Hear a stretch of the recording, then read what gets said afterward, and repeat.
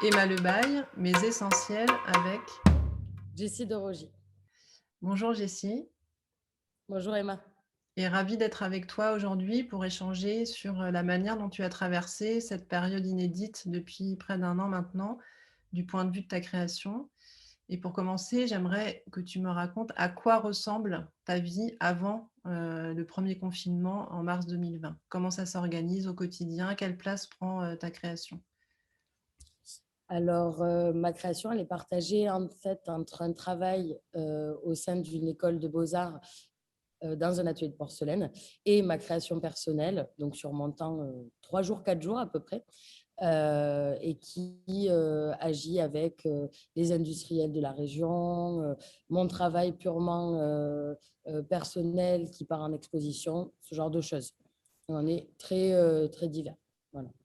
Est-ce que tu peux m'en dire un peu plus sur ton travail? Quelle forme, quels matériaux, comment ça se présente?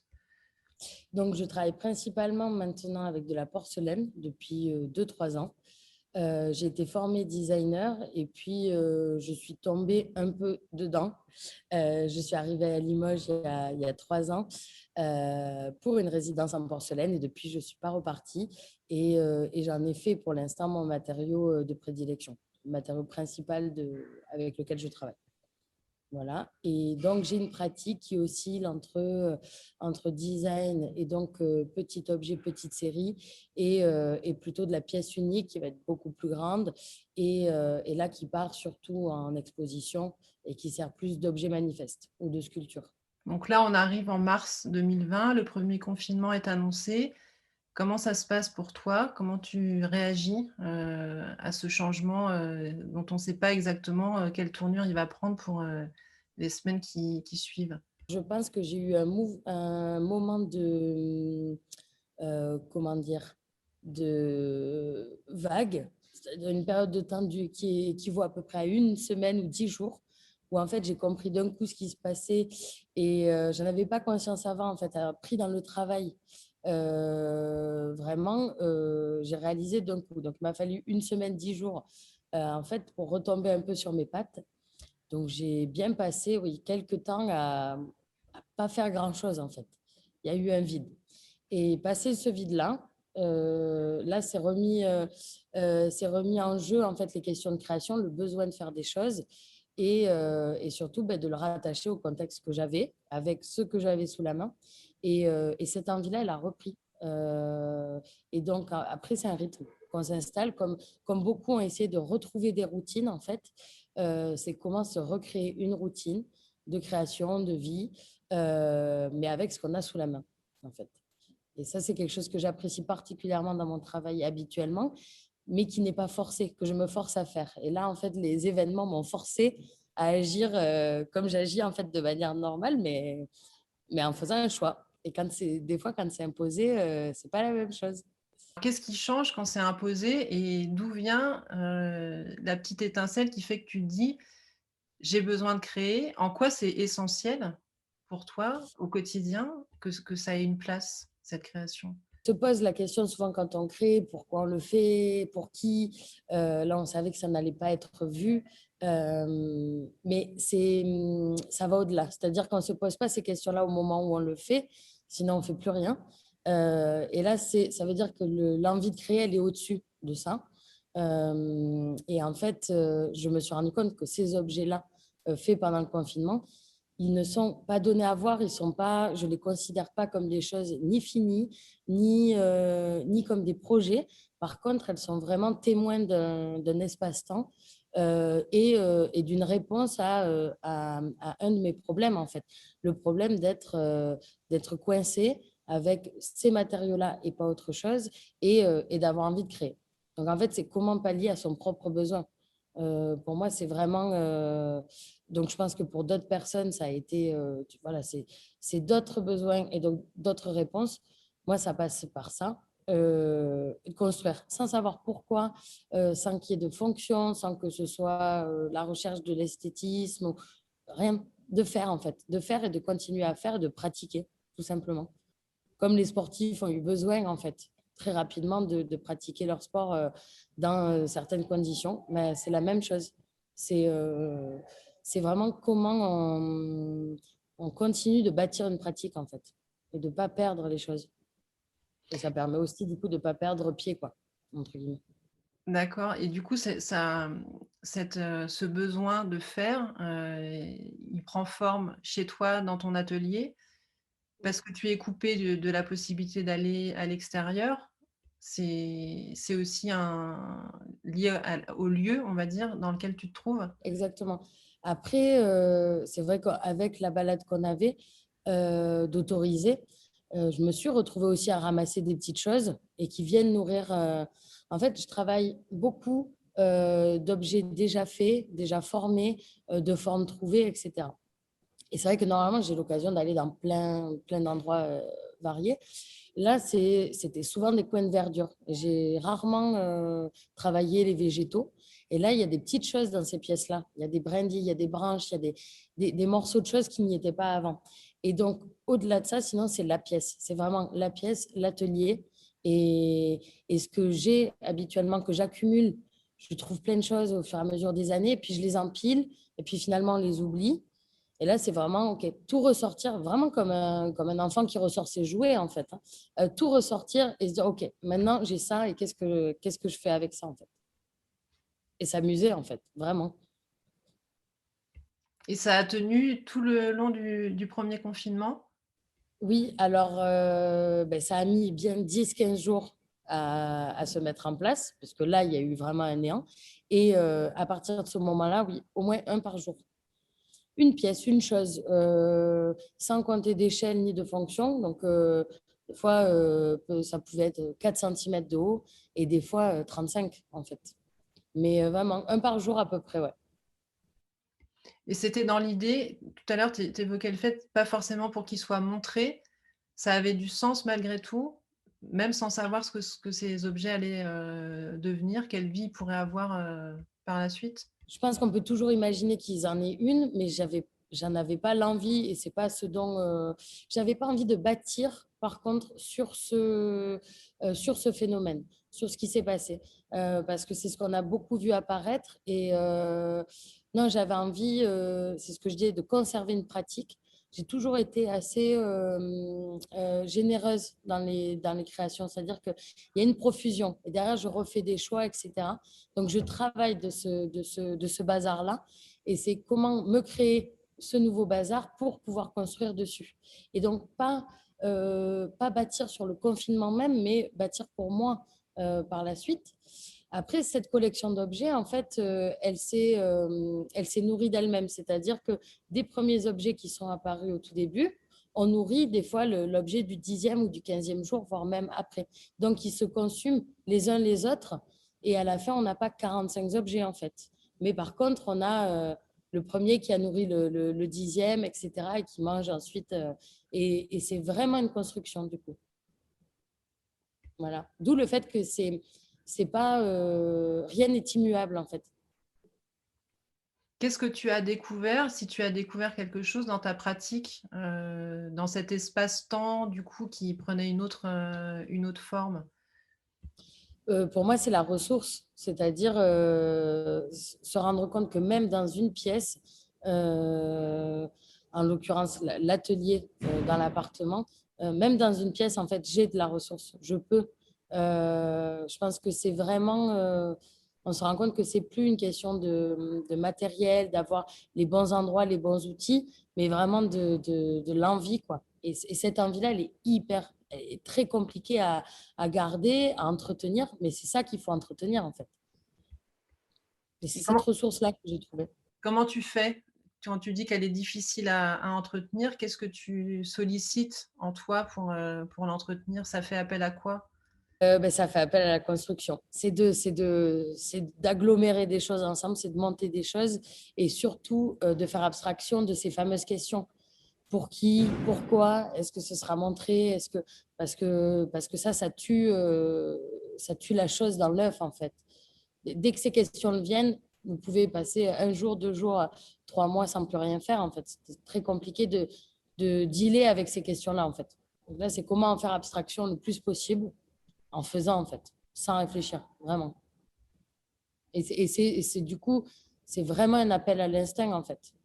Et mon instinct est vraiment de générer des choses, alors que les questions inhérentes sont est-ce qu'on a vraiment besoin de ça encore aujourd'hui? Qu'est-ce que ça apporte à qui? Mais cette question, j'y réponds juste pour moi. C'est-à-dire, moi, j'en ai besoin, en fait, tout simplement.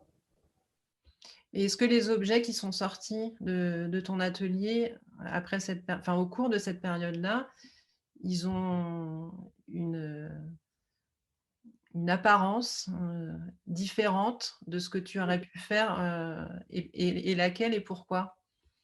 Mais justement, quand je disais j'avais rarement travaillé le végétal, là, pour le coup, c'était ma seule autre matière secondaire, en fait. J'avais beaucoup de porcelaine, de déchets de porcelaine que j'avais pas beaucoup travaillé jusque-là et qui étaient les déchets justement des créations précédentes.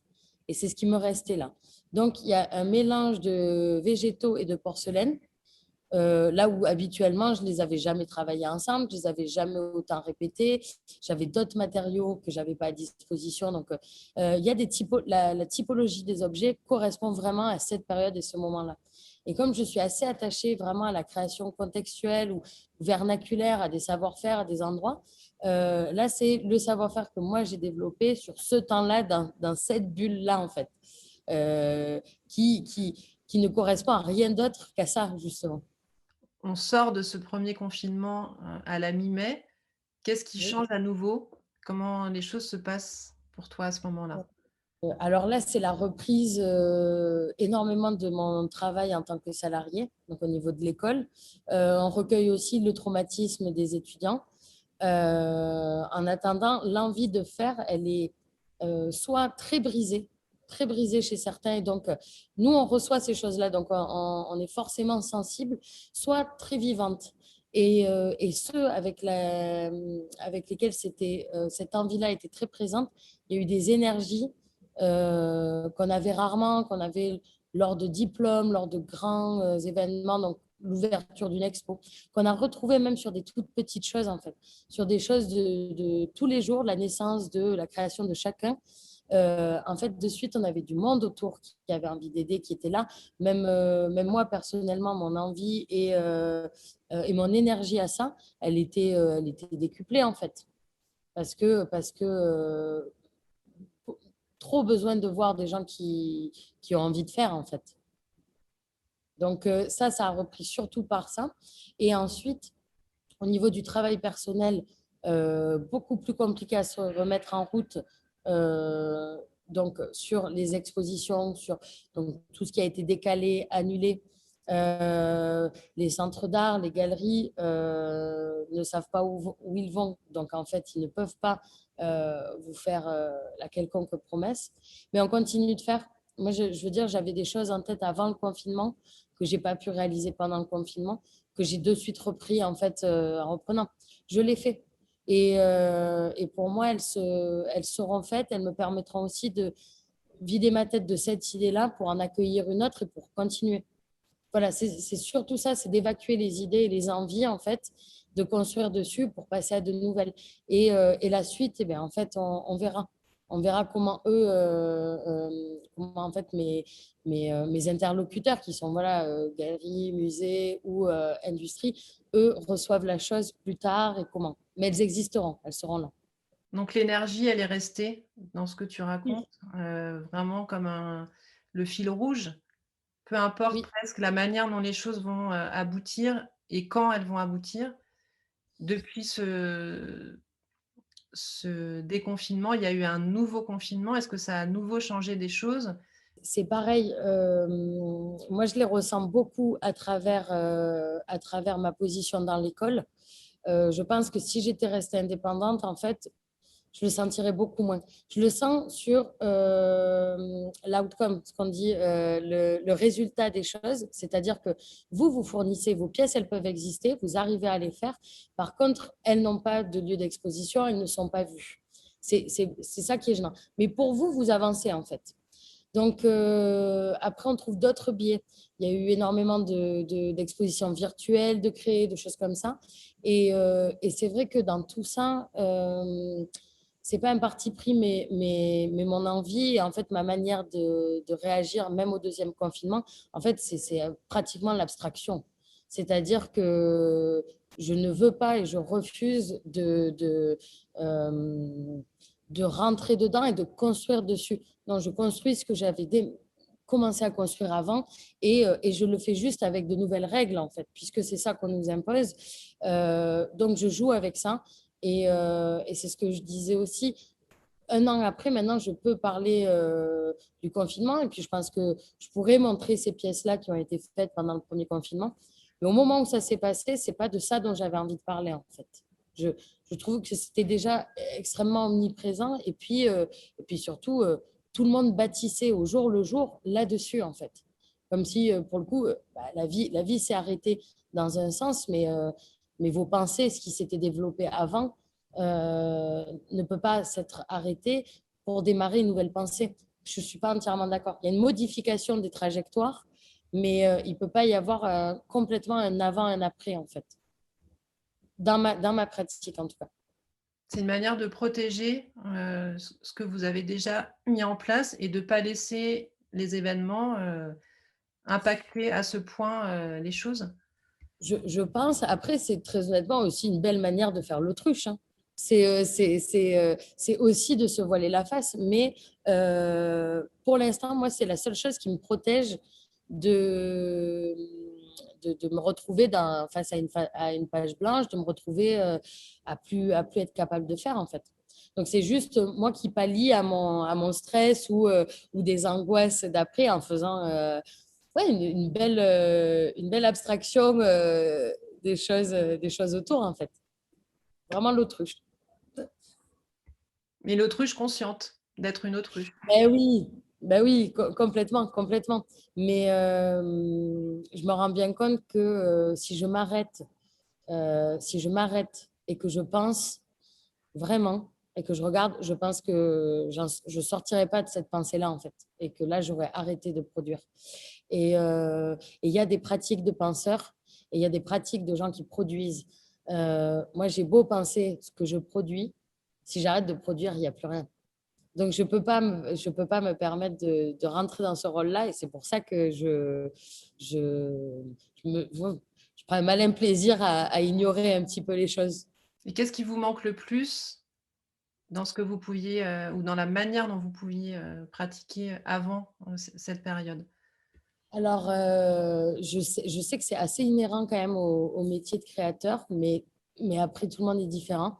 Moi, ce qui me manque, c'est en fait de pouvoir être avec des gens et de discuter réellement des choses. C'est-à-dire que boire un verre ou sans boire un verre, en fait, les créateurs souvent se regroupent ensemble au sein d'ateliers, au sein de discussions, parce que on s'appuie les uns les autres des expériences et surtout, c'est hyper important d'avoir des regards extérieurs sur ce qu'on fait, en fait. Et ça, c'est compliqué parce que malgré tout, oui, on a la visio, etc. Des objets, ça se touche, ça se teste, ça se sent. Et l'image étant déjà hyper présente dans nos pratiques, puisque c'est l'image qui vend maintenant plus que l'expérience de l'objet, c'est très compliqué en fait. Là c'est donc on se retrouve encore une fois à faire des choix arbitraires seuls, là où en fait on aurait pu avoir l'expertise, l'échange, les temps de vie, en fait, qui sont souvent des temps de vie, tout simplement des discussions très informelles, mais hyper importantes, en fait, dans l'évolution de nos pratiques individuelles. Et ça c'est compliqué. Ça, je trouve que c'est vraiment quelque chose qui manque et qui est compliqué. Tout le monde s'enferme un peu, en fait, dans Ouais. sa pratique en fermant chacun à sa manière ses écoutilles sur les choses qu'il a envie d'abstraire, mais tout le monde le fait un petit peu et ça isole les pratiques vraiment et puis les savoirs, quoi. Par rapport à votre rôle d'enseignante dans la transmission, comment ça a provoqué ou pas des choses avec vos étudiants? Comment vous avez traversé aussi cette période-là, de ce point de vue-là? On a recueilli leur traumatisme, en fait, qui est justement donc lié au confinement, à cette peur que tout s'arrête sans arrêt. Et surtout, bah, ça a développé chez moi une forme de compassion parce que j'aurais, on entend en fait qu'ils sont dans des tranches d'âge qui sont assez décisives. Euh, et on s'imagine en fait, on ne peut pas être à leur place, mais on s'imagine vraiment la confusion que ça crée. C'est-à-dire qu'avant même d'être entré sur un marché que vous connaissez déjà difficile, là en fait on vous dit qu'il n'existe presque plus, puisque la culture a été sacrément touchée. Et ils appartiennent tous, ils vont s'inscrire dans cette culture française-là. Et en fait, on leur dit que ça s'arrête avant même d'avoir commencé. Donc, la projection des diplômes, la projection de l'avenir, elle est hyper compliquée. Donc, je trouve qu'ils ont quand même une énergie, pareil, une force à obstruer pour certains l'avenir, puisque sans ça, très compliqué d'avancer. Et pour d'autres, ça s'est stoppé en fait. Et là, ça devient très compliqué de les rassurer, d'avancer pour eux en fait. Nous, on peut être là à partir du moment où des choses naissent. Mais on ne peut pas être en quoi que ce soit à la naissance des choses. Ils le sont. Donc, dans l'accompagnement, en fait, maintenant, on se retrouve aussi beaucoup. Donc, à accompagner de manière classique, techniquement, dans la construction des choses, dans l'évolution du projet. Et puis, des fois, c'est des discussions, en fait. Des discussions qui ne parlent même pas nécessairement de projet, mais en fait de vie, parce qu'ils ont besoin d'être rassurés. Donc, voilà, c'est ce à quoi et on essaie de travailler avec ce traumatisme et de passer au-dessus, mais c'est le leur. Je n'ai pas le même traumatisme du tout, en fait, de cette expérience. Et je pense qu'il est bien moindre, vraiment. Qu'est-ce qui a été le plus difficile pour vous dans cette succession d'étapes du confinement, déconfinement, puis reconfinement après? Est-ce que ce second confinement a fait à nouveau bouger les choses? Vous avez pu continuer à enseigner une partie du temps? Pour le deuxième confinement, je l'ai beaucoup moins vu puisque l'école a continué de rester ouverte. On a reçu les étudiants. On est une des rares écoles en France en fait à avoir maintenu l'ouverture au maximum puisqu'on a énormément d'espace. Donc, on peut travailler avec les jauges, les règles, etc. Donc, c'est vrai que le deuxième confinement, pour moi, était beaucoup plus... c'était presque une sorte de nuage qui flotte au-dessus de votre tête, mais qui n'est pas vraiment votre quotidien. Euh, Par contre, et en revanche, dans les discussions, dans le fait de rentrer le soir, etc., à telle heure, il y a en fait quelque chose qui s'arrête jamais. Moi, c'est vraiment le ressenti d'une ritournelle et de quelque chose de lancinant où pour le coup, on n'en voit plus la fin. Il y a eu quelque chose de très brutal avec le premier confinement, en fait, où il y a une coupure totale et puis un retour à la vie pratiquement normale après. Par contre, là, il y a quelque chose de beaucoup plus insidieux qui s'installe, en fait, qui est beaucoup plus doux, mais qui est beaucoup plus long et beaucoup plus vicieux, en fait, vraiment. Et ça, je pense et je le vois, en fait. C'est ce qui, bizarrement, fatigue beaucoup plus sur la longueur les nerfs, les énergies des gens, en fait. Je trouve que là, ça devient épuisant pour beaucoup de monde, en fait. Plus que le, l'extrême, l'extrême qu'il y a eu avec le premier confinement. Et pour Aussi parce que, voilà, pardon, non, parce non, que c'est beaucoup plus insidieux, en fait. C'est vraiment ça, je trouve. mm. Cette fausse liberté, vraiment. Et pour vous, concrètement, ça a une incidence là sur les projets en cours.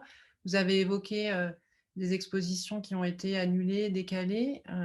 Quelle est on va dire, la visibilité que vous avez ou pas sur la suite dans votre travail là? Alors là, on a par exemple une exposition qu'on avait montée en janvier au musée Adrien Duboucher, donc à Limoges, qui aurait dû être démontée fin février, qui a été repoussée.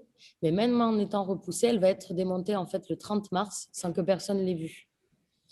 Donc c'est vrai qu'on avait cette attitude-là à dire, même avec les musées, à dire ok, on monte l'exposition et comme ça elle est prête en fait le jour où on ouvre. Et en fait, on se rend compte que même en l'ayant repoussée de 2 mois, on n'est toujours pas ouvert en fait. Et les programmations reprennent leur cours pour eux sur des expos qui vont être beaucoup plus importantes, donc ils ne peuvent pas repousser indéterminément. Donc je pense que ça c'est une situation que j'ai vécue, mais je ne suis pas la seule. Il y a dû y avoir pas mal d'expositions comme ça. Donc, il faut savoir que les musées, en tout cas, le musée Adrien Duboucher, a communiqué sur les photos, par des textes, au maximum comme ils ont pu, en fait, malgré tout. Là, j'ai une exposition, donc une pièce qui part en Autriche. La conséquence, c'est aussi, en fait, que pour une exposition de 2 mois, en fait, vous vous retrouvez à prêter une pièce sur 6 mois, puisque se disant que peut-être potentiellement ils vont rallonger les expositions. Voilà. Mais 6 mois, c'est énorme en fait. C'est-à-dire que 6 mois, c'est une pièce qui n'est pas vendue, qui ne peut pas être vendue pendant 6 mois. C'est une pièce qui ne peut pas être ailleurs pendant 6 mois. Là où en fait un ailleurs aurait été ouvert. En fait, c'est des enjeux, c'est compliqué. Et je comprends les enjeux de mes interlocuteurs aussi, de ces musées-là. Mais c'est ce que ça rallonge en fait dans les temps. On est sur des années, sur des mois, encore plus qu'auparavant. Les choses s'étendent en fait, s'étendent énormément. Donc il y a un ralentissement. Les choses reprennent, mais sont lentes, sont très lentes en fait. Et comment vous vous sentez, vous, dans tout ça? Est-ce que vous continuez à faire l'autruche? Est-ce que vous réussissez à continuer à faire consciemment l'autruche ou est-ce que ça devient, plus compliqué? En fait, j'ai tellement de projets en tête et j'ai l'opportunité de pouvoir les faire qu'en fait, j'enchaîne, je continue. Aussi parce que souvent, il y a beaucoup de pièces que je fais avant tout pour moi, en fait. Donc, je les fais pour moi, j'ai besoin qu'elles existent pour moi. Si elles sont vues après, encore mieux. Et c'est le but, c'est vrai, mais c'est dans un second temps. Donc, pour l'instant, je continue, j'avance. Les choses reprennent, mais très lentement. Donc, je m'attarde pas trop dessus. Je fais les démarches, j'envoie les choses et je continue en fait. Et je me dis que j'aurai juste plus de production à montrer le jour où ça reprendra en fait, normalement. Le souci que j'ai, c'est plutôt de me dire comment les choses sont vues, puisqu'en fait, beaucoup de gens ont réfléchi à cette manière de montrer les choses. Et même si on va finir par reprendre des expositions, etc., il y en a beaucoup qui ont envie de changer leur médium d'exposition, qui justement le transvasent de plus en plus vers du numérique, vers des... Et ça m'agace un peu. J'ai pas envie, j'ai envie qu'un projet soit montré en numérique le jour où en fait ce sera un projet qui parlera de numérique et pas qu'on transfère sans arrêt. Et ça, c'est plus ce qui m'inquiète. C'est-à-dire qu'on nous pousse un peu à aller vers ça. Et je ne suis pas du tout contre aucune technologie et je suis plutôt à l'aise avec parce que j'ai vraiment grandi avec. Mais je trouve qu'on mélange les choses en fait. Il y a des choses qui se sont passées sur lesquelles on va construire, j'entends, mais il faut qu'on les construise à bon escient en fait et que ça ne devienne pas un nouvel automatisme. Et ça, c'est un peu ce vers quoi les galeries, certains musées vont nous pousser en fait en tant que créateurs. Et je suis pas, je suis plutôt inquiète là-dessus en fait. C'est pas une réponse à tout. Voilà. Et l'enjeu, c'est de perdre, quelque chose? Et quoi? Oui, oui. Pour moi, c'est de perdre en fait vraiment la matérialité de l'objet, le poids, les choses, les sensations, euh, en fait, au profit encore et toujours de l'image de l'objet, de l'image de vente, de marque, de marketing, de communication. Et il ne faut pas oublier qu'en fait, à la base de cette image créée, il y a l'objet, encore une fois, et qu'on arrête d'écraser en fait cette fameuse 3D à la 2D. Elle a besoin, il y a des objets qui ont besoin d'être vus en 3 dimensions en réel. C'est juste que ça ne devienne pas un automatisme, en fait, qu'on ne perde pas ces choses-là par simplicité, par courant de mode aussi, en fait, puisque c'est ça que ça a installé. Ça a installé des vrais courants de mode de communication. Et ça, je suis contre, vraiment. Enfin, c'est ce qui m'inquiète surtout, en fait. Là, on entend ce qu'on risque de perdre avec ces nouvelles, pratiques qui tendent à s'installer. Est-ce que vous avez l'impression d'avoir gagné quelque chose par ailleurs? Hum, C'est-à-dire dans une autre forme de pratique qui se serait installée, du coup. Ouais. Euh, Ou Non, je pas forcément dans la pratique même, mais dans votre manière d'aborder, votre mmh travail? Quelque chose qui aurait surgi de tout ça, qui n'était pas présent, avant? Non, ça ne ferait que confirmer, en fait, le fait que j'ai toujours envie de faire malgré une épidémie, malgré que, certes, en ce moment, c'est pas d'une énième chaise dont on a besoin, en fait. C'est peut-être pas de critique du design contemporain dont on a besoin. Par contre, j'en ai toujours besoin. J'ai mis longtemps à être d'accord avec moi-même, mais en fait, j'en ai besoin, donc je continuerai de le faire. Et non, mais ça confirme que ça, en fait, c'est que même une épidémie ne perturbera pas ça. Euh, c'est surtout ça, ouais. Ça confirme ça, en fait, surtout. Et pour, conclure sur toutes ces étapes, qu'on a un petit peu, analysées ensemble, Mhm. je vous propose un petit cadeau virtuel d'une baguette magique qui contient un vœu que vous pouvez faire là, aujourd'hui, pour vous, du point de vue de votre création. Ok. Donc, j'énonce le vœu que ce serait. Euh, le vœu, ce serait évidemment, en fait, que la visibilité, elle soit à nouveau là. Euh, Peu importe le médium, c'est vrai, même s'il est virtuel, mais au maximum de trouver en tout cas des nouveaux formats là-dedans aussi, de sortir du téléphone directement et de trouver des systèmes, voilà, tout en étant présent, tout en pouvant vivre les choses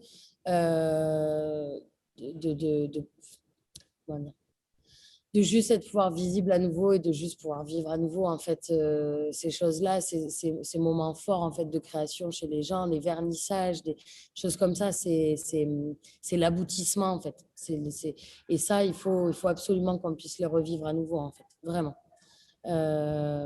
Tout simplement en fait, voilà, ce serait mieux formulé plus facilement. Merci Jessie. Et enfin, pour terminer de conclure, je vous propose de me décrire l'image ou le visuel que vous avez retenu comme étant le plus symbolique pour vous depuis un an, celui que vous retiendriez si vous deviez en garder une ou un visuel. C'est un visuel qui est, c'est une, comment dire, c'est un angle de mur de mon appartement. Donc j'ai créé le visuel, c'est-à-dire que j'ai fait la photo de cet angle de mur, tout simplement parce que je l'ai regardé très longtemps. Je l'ai fixé pendant plusieurs jours au tout début du confinement. Et en fait, j'ai réalisé que très récemment que dans cet angle de mur qui est vide en fait, avec juste des cornières en bois, etc., peintes, il y avait deux photos de cartes postales en fait de voyages de Chine et de Bosnie. Et en fait, je regardais cet angle sans jamais regarder ces images.